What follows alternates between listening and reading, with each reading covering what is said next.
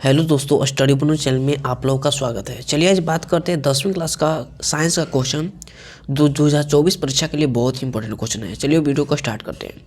पहला नंबर प्रश्न क्या है? पहला नंबर प्रश्न कि निम्नलिखित में से कौन सा सबसे कम अभिक्रियाशील धातु है?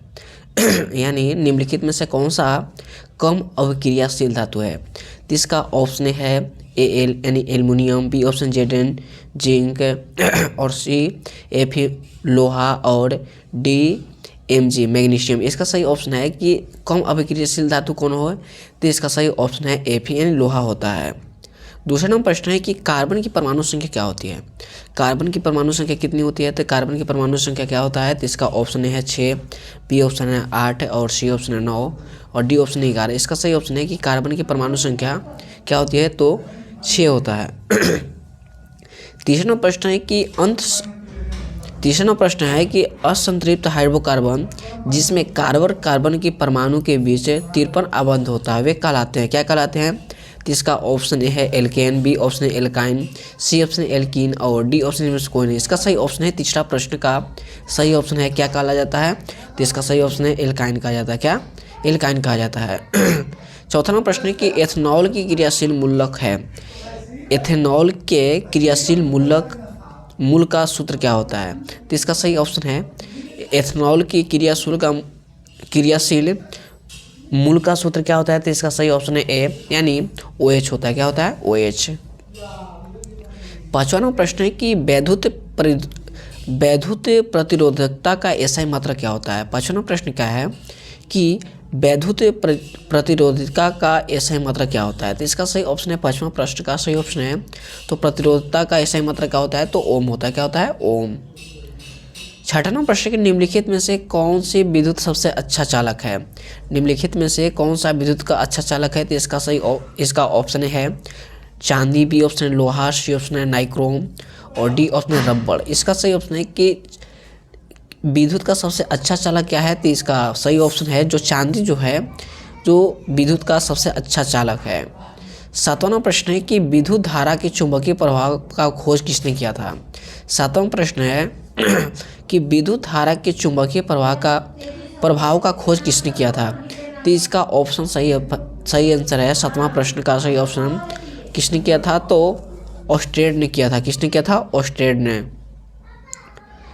आठवां प्रश्न है कि विद्युत मोटर का परिवर्तित करता है, यानी जो विद्युत मोटर होता है किसमें परिवर्तित करता है? तो इसका ऑप्शन सही है आठवां प्रश्न का सही ऑप्शन है सी यानी आठवां प्रश्न का सही ऑप्शन है सी यानी विद्युत ऊर्जा को रासायनिक ऊर्जा में बदलता है। किसमें? विद्युत ऊर्जा को रासायनिक ऊर्जा में बदलता है। नौवां प्रश्न है कि जब पश्चिम की ओर प्रक्षेपित कोई धनावेश कण किसी चुंबकीय क्षेत्र द्वारा उत्तर की ओर विक्षेपित हो जाता है तो चुंबकीय क्षेत्र की दिशा होगी किस दिशा में होगी? तो इसका सही ऑप्शन नौवां प्रश्न का सही ऑप्शन है डी यानी ऊपरी मुखी में होगी। क्या होती है? ऊपरी मुखी में होगी। 10वां प्रश्न है कि हमारे घर में जो विद्युत आपूर्ति होती है कितनी होती है? तो इसका सही ऑप्शन है 10वां प्रश्न का सही ऑप्शन है यानी 220 वोल्ट होता है। कितना? 220 वोल्ट पर परिवर्तित धारा होती है। 11वां प्रश्न है कि गर्म जल प्राप्त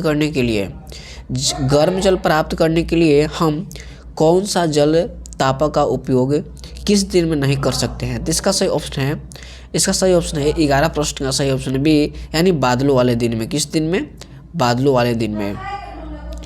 12वां प्रश्न के निम्नलिखित में से कौन सा ऊर्जा स्रोत और ऊर्जा का व्युत्पन्न नहीं है? 12वां प्रश्न क्या है कि निम्नलिखित में से कौन सा ऊर्जा स्रोत सौर ऊर्जा के व्युत्पन्न नहीं है? इसका सही ऑप्शन 12 प्रश्न का सही ऑप्शन है ए यानी भूतापीय ऊर्जा। क्या है? भूतापीय ऊर्जा। 13वां प्रश्न है कि दर्पण के सामने किसी भी दूरी पर स्थित वस्तु का प्रतिबिंब सीधा प्रतीक होता है तो वह दर्पण है। तो इसका सही ऑप्शन है 13 प्रश्न का सही ऑप्शन है सी यानी केवल उत्तल है। क्या है? केवल उत्तल। 14वां प्रश्न है कि किसी कार का अग्रदीप में प्रयुक्त दर्पण निम्नलिखित में से कौन सी होती है? तो इसका सही ऑप्शन है 14 प्रश्न का सही ऑप्शन है ए यानी अवतल दर्पण होती है। क्या होती है? अवतल दर्पण। 15वां प्रश्न है कि निम्नलिखित में से किसका अपवर्तनांक सबसे अधिक होता है, यानी निम्नलिखित में से किसका अपवर्तनांक सबसे अधिक होता है। तो इसका ऑप्शन है वायु, बी ऑप्शन है बर्फ, सी ऑप्शन है कांच और डी ऑप्शन है हीरा। इसका सही ऑप्शन है 15 प्रश्न का, यानी जो हीरा का अपवर्तनांक सबसे अधिक होता है। 16वां प्रश्न है कि निम्नलिखित में से किस लेंस को अभिसारी लेंस कहा जाता है, यानी किस लेंस को अभिसारी लेंस भी कहा जाता है। तो इसका सही ऑप्शन है जो उत्तल लेंस है, उत्तल लेंस को अभिसारी लेंस भी कहा जाता है। 17वां प्रश्न है कि निम्नलिखित में से कौन उभयलिंग है, निम्नलिखित में से कौन सा जीव जो उभयलिंग है।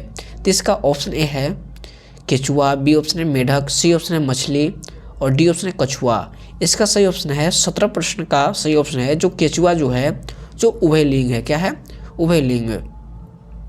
18वां प्रश्न है कि मेंडल ने अपने प्रयोग के लिए किस पौधे को चुना था।